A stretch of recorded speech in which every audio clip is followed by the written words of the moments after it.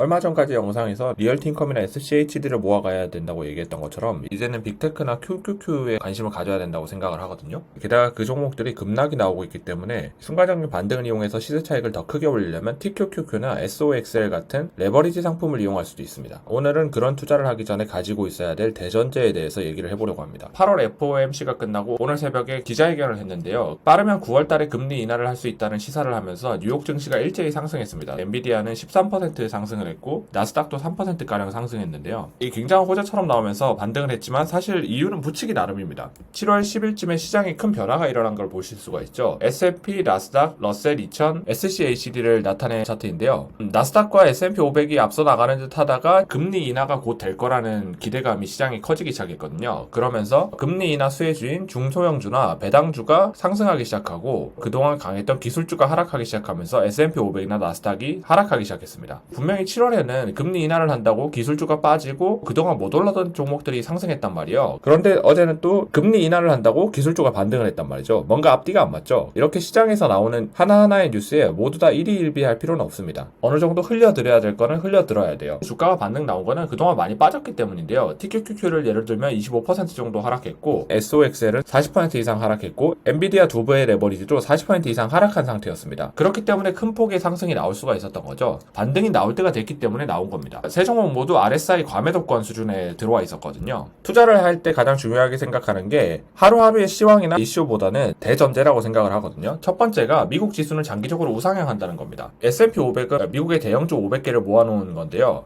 그 기업들이 지속적으로 실적을 성장하거든요. 주가는 장기적으로 봤을 때 실적을 따라가게 됩니다. 그렇기 때문에 장기적으로 지수가 상승할 수밖에 없는 거죠. 두 번째가 주가는 상승과 하락을 반복한다는 겁니다. 미국 지수가 장기적으로 우상향한다고 해서 선형적으로 쭉 상승하는 게 아니에요. 상승과 하락을 반복해가면서 우상향하게 되는 겁니다. 아무리 좋은 주식이라도 시장에 사줄 돈이 떨어지게 되면 하락할 수밖에 없거든요. 예를 들어서 이 종목이 1년 뒤에 10배 오를 걸 안다고 할지라도 지금 돈이 없으면 결국 살 수는 없잖아요. 시장의 유동성이 다 떨어지게 되면은 일시적으로 매수가 들어오지 않기 때문에 하락할 수밖에 없죠. 반대의 경우도 마찬가지입니다. 아무리 심각한 악재가 있다고 할지라도 그 악재 때문에 팔 사람이 다 팔게 되면 결국 주가는 조금의 매수만 들어와도 반등하게 됩니다. 투자를 하실 때 이 두 가지의 대전제를 기억하시고 전략을 짜시면 좋지 않을까 싶습니다. 그리고 한 가지 더 낙폭 과대 종목을 매수를 하신다면 MDD가 어느 정도 되는지 확인해 보시면 좋거든요. TQQQ 같은 경우에는 보통의 하락의 경우 25%에서 35% 정도에서 반등하는 경우가 많았습니다. 10년 주기로는 큰 하락장일 때는 75%에서 80%까지 하락하는 경우도 있었거든요. 현재의 하락이 어느 정도 수준인지는 우리가 가늠할 수는 없겠지만 여러 가지 상황이나 이런 걸 미루어 볼 때 분할 매수를 어느 정도로 들어갈 것인가를 미리 계산해 놓고 들어가시면 좋을 것 같습니다. 그리고 RSI 같은 지표를 이용하시면 단기적으로 과매도가 나왔을 때 순간 반등하는 걸 노려서 평단가를 조절한다거나 시세 차익을 노리는 그런 매매를 할 수도 있겠죠. 이거는 TQQQ뿐만 아니라 SOXL이나 일반적인 종목에 대해서도 어느 정도 적용할 수 있는 부분입니다.